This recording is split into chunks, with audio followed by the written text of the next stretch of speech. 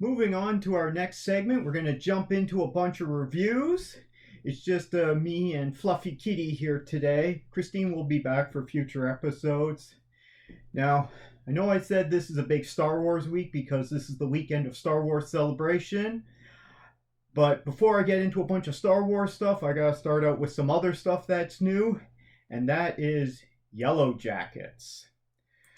So just on Friday, we got Yellowjackets Season 2, Episode 3, and it is called Digestif. Okay? It says that it doesn't premiere until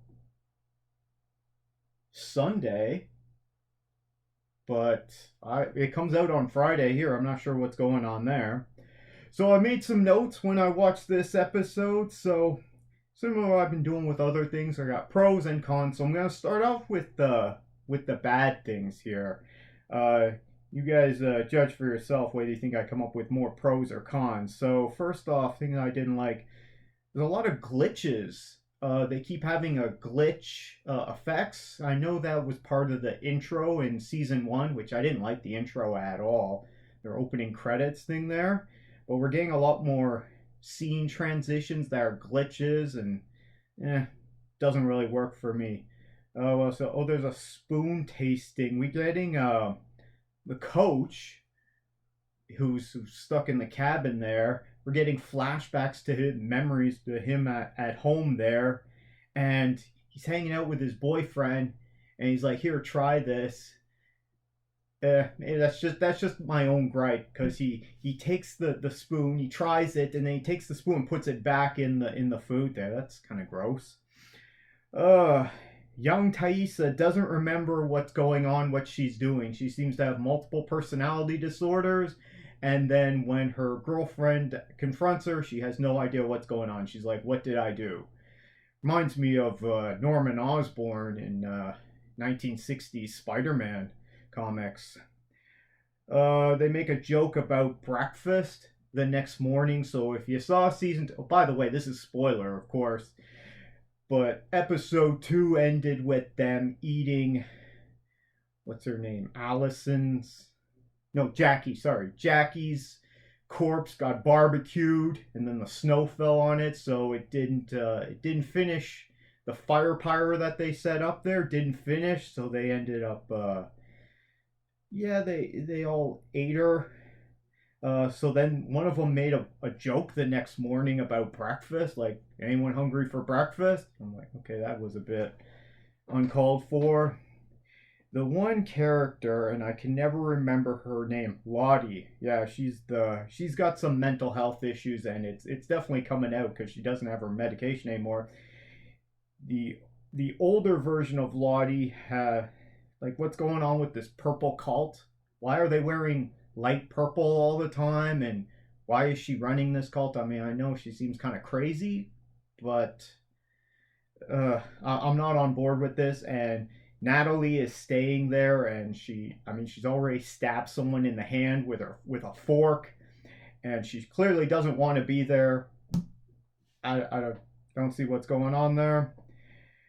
Hand drawing. Is there hand drawings? I forget. I don't remember what I wrote down about that. Someone's doing hand drawings there. Thaisa's multiple personalities and now weird visions. So she has multiple personalities, and she doesn't remember what she does, even though apparently she's doing some crazy things, and that came to light at the end of at the end of the first season there, with our older self was doing this, and now she's getting weird visions. What is this? She's getting force visions now? Elijah Wood's character, don't like that at all. Not that I don't like Elijah Wood, but his character just seems really dumb and unnecessary, and he lives on a houseboat, and he's some junior detective, and he's impersonating an FBI officer. What is this? Shauna's husband, Jeff, spends a whole bunch of time bitching to his wife about her cheating on him. Yeah, they have a whole conversation in a diner about this. Like, really, buddy? If you're upset that she cheated on you, then either leave her or, talk it out and forgive her, but don't just sit around bitching the whole time. don't really like that character, and there's no need for this. Why is there so many car incidents in this world? Every time someone turns around, what's happening? Oh yeah, cause Shauna and husband Jeff they got carjacked this episode. Whereas at the end of last episode, Thaisa gets into a car accident with her wife, which was probably her fault because she wasn't paying attention to the road. Why did her husband want to leave and drive to Virginia all of a sudden? He was upset, he's complaining, he's bitching, as I just mentioned. Then they get in the car, he's still complaining, and he's like, okay, moving on. Let's drive to Virginia. Why? Because he wants to go to Virginia for some reason? Okay. The bees. They're doing the Yellowjacket bees, the Lottie and her purple cult. They're cultivating beehives. Really? What do we need this for? Young Shauna's freaking out. I mean, maybe you should have done that like 10 episodes ago, but and then they decide they're planning a baby shower? All the girls, I mean, I get they're stuck in this cabin and they got cabin madness going on and they're starving to death. But I mean, this goes back to what I was saying when I reviewed season 1 of Yellowjackets. They made the wrong decision at the beginning. They crash landed, they get out of the plane, and then once they kind of collect themselves, they're like, okay, there's a lake that way, we're gonna walk that way, we'll leave a message on the plane, and then we're gonna, so we can have a water source. And then they found the cabin. See, going back to when I first reviewed season 1, you have to make a decision. What is your best chance of living through this? Is it just surviving out in the woods, or is it being rescued? Now, if I'm in this situation, I want to be rescued. And my best chance of being rescued, if they haven't found the plane and the wreckage because of what Misty did in season 1, you want to get out of there. They wasted all this time. They crash landed in the summer. They wasted all this time. They could have just gathered what gear they had and any food they had, and if they were able to take down a big game and pack some meat or something, just go and pack some water, and then take the whole group. And if the one-legged coach can't come, obviously, and people want to stay behind to care for him, but the people who leave, they're gonna they have the best chance of surviving and getting out.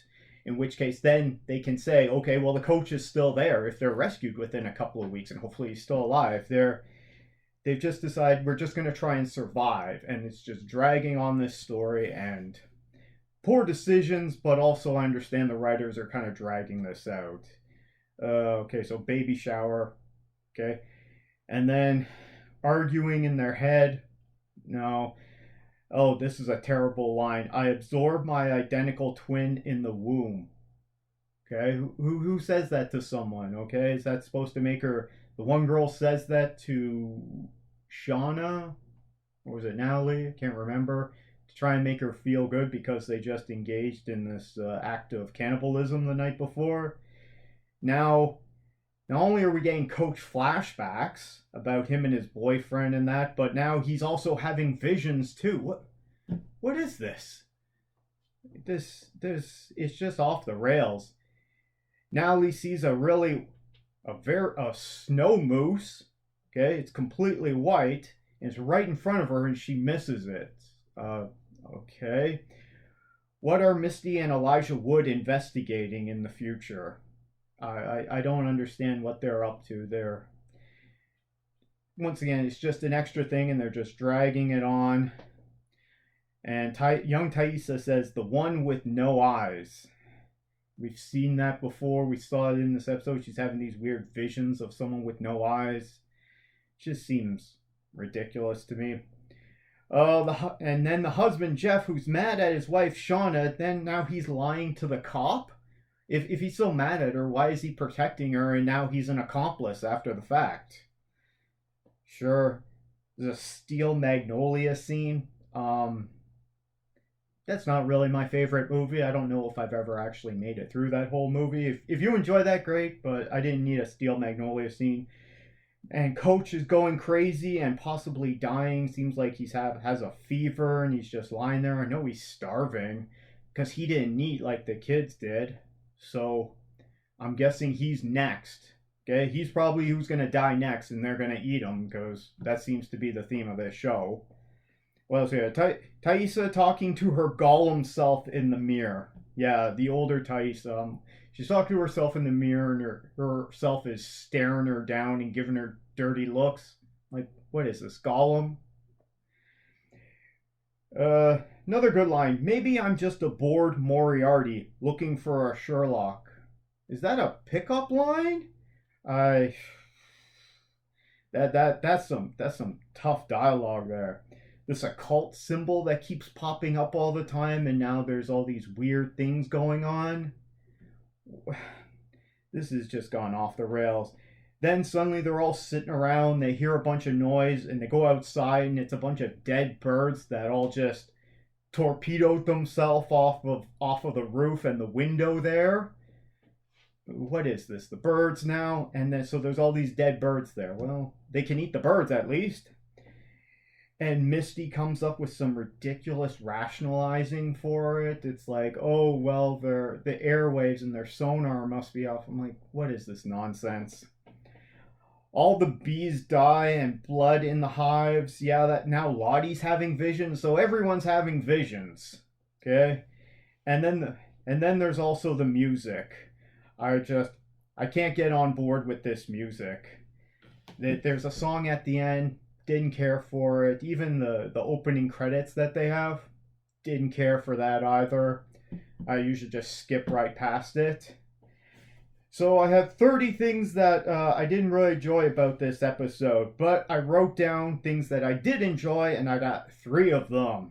First is Mr. Schmoozums. That was pretty funny. That's because Shauna and Jeff get carjacked, and he's like, why are you acting crazy? Like, she fights him and gets the gun. You're gonna kill this guy. You're gonna risk our lives over our crappy minivan. And he is right, but she's like, nope, I'm going at it, Sylvester Stallone style. I'm gonna take this guy out. And then afterwards, she's like, why would you do that? And she's just coming up with all kinds of dumb reasons. My purse is in there. This is in there. That's in there. Mr. Schmoojums is in there. Their daughter's like childhood stuffed animal. That was pretty funny. Young Natalie apologizing to Jackie in the cabin there. Yeah, that was a pretty good scene. I enjoyed that. And then later on, Shauna going after her minivan. So they get carjacked. She tries to fight him off. Jeff is like, I'm not getting shot. I'm sitting back, which that's what you would do because you don't want to get shot, especially not over a crappy minivan. So she's fighting with him, gets the gun. She's going to shoot the guy, but he takes off in their minivan. Okay. But then later on, she goes and tracks down the chop shop. I'm guessing probably from GPS in the van.